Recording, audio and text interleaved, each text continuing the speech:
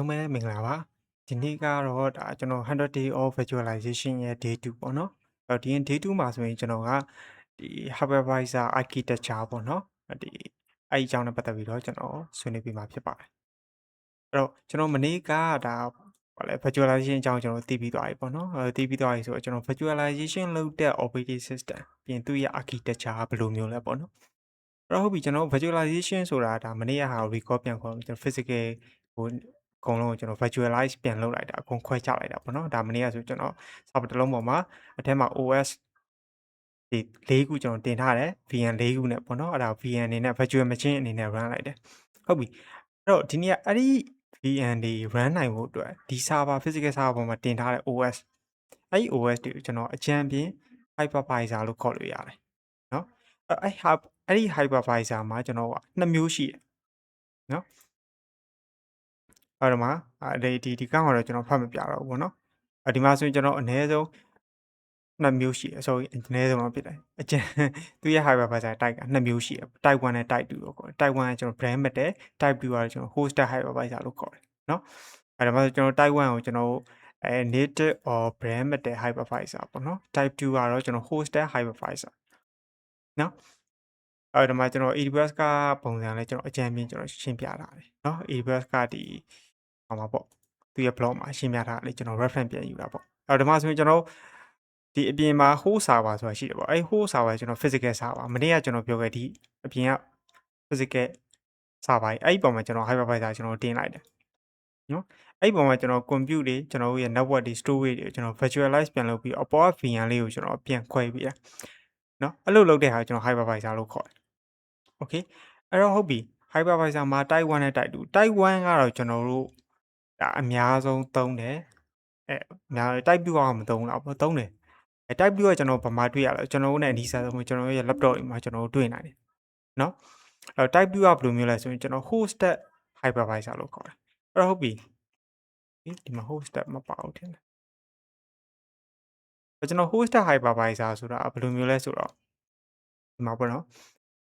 hardware ရှိမယ်အဲ့တော့ type 1မှာဆိုကျွန်တော်ရိုးရှင်းမယ် hardware အပေါ်မှာ hypervisor အဲ့ဒီပုံမှာကျွန်တော် VM လေးတွေရှိမယ် okay VM ဒီကုန်းမှာသူ့ရဲ့ကိုယ်ပိုင် OS ရှိတယ်ကျွန်တော် Linux VM လား Windows VM လားတခြား something တခြားတပ်ပါတီ VM နေလားပေါ့နော်အဲ့လိုရှိမယ် okay အဲ့ type 2 hypervisor ကကျွန်တော် hardware ပေါ်မှာ OS operating system ရှိမယ်ဥပမာအဲ့ hardware ပေါ်မှာကျွန်တော်က Windows တင်ထားဖြစ်မယ် Linux ဖြစ်ရင် Mac ဖြစ်မယ်အဲ့ဒီပုံမှာကျွန်တော် hypervisor software လေးကိုကျွန်တော်ပြန် run တယ်အဲ့ဒီ hypervisor software ပုံမှာကျွန်တော် VM တွေဆောက်တယ်ဥပမာအပြင်ကျွန်တော်တို့အနည်းဆက်ဆုံးဆိုရင်ကျွန်တော်တို့ VMware မှာ VMware ကထုတ်တဲ့ဒါ VMware Workstation ပေါ့နော်ဒါတော့ ID သမားတော်တော်များများသိတယ်နောက်တစ်ခုကကျွန်တော်တို့ Oracle ကထုတ်တဲ့ VirtualBox တို့เนาะပြီးကျွန်တော်ဒါတွေကအကြမ်းအဖြစ်ပေါ့နော်type 2 hypervisor တွေအဲ့တော့type 1နဲ့ type 2ကဘာကွာလဲလို့မေးရင်ကျွန်တော်တို့ကဒီ type 1ကကြာကျွန်တော်တကယ် production တွေမှာတုံးတာပေါ့နော် type 2ကကြာတော့ကျွန်တော်တို့ကဒါကျွန်တော်တို့ရဲ့ laptop တွေမှာ desktop တွေမှာ lab လုပ်တဲ့အခါမျိုးကျွန်တော်တို့သုံးလေးရှိတဲ့ hypervisor အမျိုးအစားပေါ့နော်အဲ့ဆိုတော့ကျွန်တော်တို့ဒီ type 1နဲ့ type 2ကိုကျွန်တော်တို့ query တင်တယ်ပေါ့နော်အဲ့တော့ဒီပုံမှန်ဆိုကျွန်တော်တို့ lab တွေပါတော်တော်များလုပ်တယ်ဆိုရင် type 2 hypervisor ပုံစံမျိုးကျွန်တော်တို့ထပ်လုပ်ရတယ်ပေါ့နော်ကျွန်တော်အောက်မှာ OS ရှိမယ် hypervisor ရှိမယ်နော်အဲ့ဒီမှာဆိုရင်ကျွန်တော် VMware ကျွန်တော်ဖွင့်ပြမယ်အဲ့ဒီကောင်ဆိုလို့ရှိရင်လည်းဒါက type 2 hypervisor ပဲကျွန်တော်အဲ့ဒီပုံမှာကျွန်တော် Ubuntu VM လေးထပ်တင်လာတယ်ပြောမှဆိုအခုမြင်နေရ UI ကဒါ hypervisor ပဲเนาะ hypervisor software ပေါ့เนาะ OS တော့မဟုတ်ဘူး software လေးပေါ့เนาะbrand မဲ့တဲ့ပုံမှာကျွန်တော် direct တင်တဲ့အခါမျိုးဒါကျွန်တော် hypervisor operating system ပုံစံဖြစ်သွားတယ်เนาะ okay ဒါဆိုတော့ကျွန်တော်type 1နဲ့ type 2 hypervisor အမျိုးအစားတွေပဲဖြစ်တယ်အဲ့တော့ type 1 hypervisor မှာကျွန်တော်ဒါ virtualization ကို support ပေးရင်လည်း ကုမ္ပဏီတွေအများကြီးရှိတယ်ဒါပေမဲ့အဓိကနာမည်ကြီးတာကျွန်တော်ဗာရှိမလဲဆိုတော့ကျွန်တော်အခုပြောနေတဲ့ VMware ပေါ့နော်နောက်တစ်ခုကျွန်တော်တို့ okay ကျွန်တော်ဒီမှာတစ်ချက်ရှာကြည့်လိုက် top 10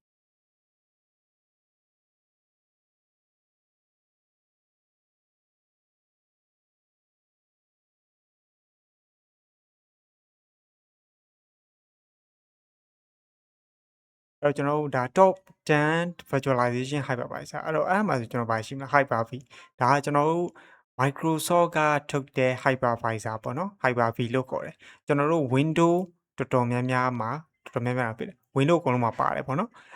ကျွန်တော်သိသလောက်တော့ Windows 10ကနေစပြီးသူက Hyper-V support လုပ်တယ်ပေါ့နော်ကျွန်တော်တို့ဒီ hosted hypervisor ပြောတာနော်အဲ့တော့ကျွန်တော် hosted မဟုတ်ဘဲနဲ့ကျွန်တော် brand matter ကိုတင်လို့မရဘူးလားဆိုရတယ်ကျွန်တော်ဒီ Windows server ကိုကျွန်တော်တို့ brand matter ပေါ်မှာ direct တင်ပြီးတော့အဲ့ဒီပေါ်မှာ Hyper-V roll on ပြီးရင်ကျွန်တော်တို့ virtual machine တွေစောက်လို့ရတယ်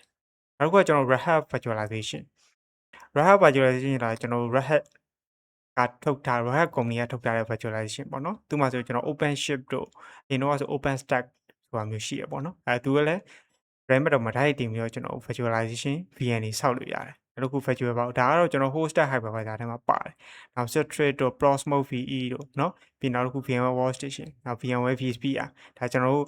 တော်များများမြန်မာပြည်မှာအသုံးများတဲ့ virtualization တွေကတစ်ခုပေါ့နော်အဲ့တော့နောက်တစ်ခု Nutanix ဒီကောင်လည်းလူသုံးများတယ်ပေါ့နော်နောက် Oracle VM ဒါကတော့ကျွန်တော် Oracle ကထုတ်ခဲ့တဲ့အရင် virtualization ပေါ့နော်အခုကတော့ကျွန်တော် Oracle KVM ဖြစ်သွားပြီပေါ့နော်အခုနောက်တစ်ခုက Virtuoso တို့နောက် Xen တို့เนาะတခြား Qemu XenOvat တော့စသဖြင့်ဒါတွေရှိမှာပေါ့နော်အဲ့ဒါဒီရောက်ရတယ်ကျွန်တော်သိတော့မသိဘူးတော်တော်များများကျွန်တော်တို့ visualization စပြီးတော့လေ့လာမယ်ဆိုကျွန်တော်မဖြစ်မနေသိရမယ့်ဟာတွေရှိရပေါ့အဲ့ဒါ Microsoft ရဲ့ Hyper-V ပြီးရင် VMware ရဲ့ vSphere တို့နောက်တစ်ခုကကျွန်တော် Red Hat virtualization နောက်တစ်ခုကျွန်တော် open source virtualization မှာဆိုလို့ရှိရင်ကျွန်တော်တို့ဒီ hypervisor တွေကခုနပြောတဲ့ Ovat တို့เนาะပြီးရင်ကျွန်တော် Proxmox V တို့နောက်တစ်ခု Oracle KVM တို့ပေါ့နော်ဒီကောင်ဆိုလို့ရှိရင် open source လည်းဖြစ်တယ်ပေါ့နော်အဲ့တော့တော်တော်များများကျွန်တော် enterprise မှာသုံးလေ့ရှိတဲ့ဟာတွေလည်းဖြစ်တယ်ပေါ့နော်ဒါကတော့ကိုသုံးကျင်တဲ့ပုံမူတည်ပြီးတော့ကျွန်တော်တို့ hypervisor OS တွေသူ့ရဲ့ scalability သူ့ရဲ့ product ဘယ်လောက်ကောင်းလဲပြီးရင်သူ့ရဲ့ pricing ဘယ်လောက်ရှိလဲဒါတွေကျွန်တော်ရွေးလို့ရတယ်ပေါ့နော်အဲ့တော့ဟုတ်ပြီကျွန်တော်တို့ဒီ pricing တွေဘာအကြောင်းကျွန်တော်သိတော့မပြောချင်ဘူးပေါ့နော် okay အဲ့တော့ကျွန်တော်တို့ကဒီ virtualization စပြီးလေ့လာမယ်ဆိုကျွန်တော်အနည်းဆုံး hypervisor maybe အနည်းဆုံး2ခုလောက်တော့ကျွန်တော်အနည်းဆုံးသိမှရမယ်ပေါ့နော်အဲ့မှာကျွန်တော်အလုပ်ဖြစ်မှာပေါ့နော်ဒါဆိုကျွန်တော် VMware ရဲ့ vSphere တို့နောက် Hyper-V တို့နောက်တစ်ခုကျွန်တော် open source လေ့လာလို့ရတယ်ဆိုရင်ကျွန်တော် Proxmox V ရှိမယ်เนาะနောက်တစ်ခုက Red Hat virtualization ရှိမယ်နောက် Oracle KVM ရှိမယ်ပေါ့နော်နောက်ကျွန်တော်အခုနောက်ပိုင်းအသုံးများtrend ဖြစ်လာတဲ့ Virtuoso တို့ပေါ့နော်ဒါတွေရှိမယ် okay အဲ့တော့ဒါကကျွန်တော်တို့ဒီနေ့ကဒီ hypervisor အမျိုးအစားကိုကျွန်တော်ခွဲပြလာပြီး hypervisor architecture ပေါ့နော်သူရဲ့ပုံစံဘယ်လိုလေးလဲအဲ့ဒါကိုကျွန်တော်ရှင်းပြခဲ့တာဖြစ်ပါတယ်အဲ့တော့ hypervisor architecture မှာဆိုကျွန်တော်ဒီနှမျိုးပဲမှတ်ထားလိုက်ရင်ရပြီเนาะပြီးတော့ hypervisor OS တွေဆိုလဲခုနကကျွန်တော်ပြောတဲ့ဒီကောင်လေးတွေကိုသိထားရင်ရပြီအဲ့တော့ကျွန်တော်တို့ဒီနေ့ hypervisor architecture topic နဲ့ sharing လုပ်တာအဲ့တော့ဒီမှာပဲရပ်လိုက်ပါမယ်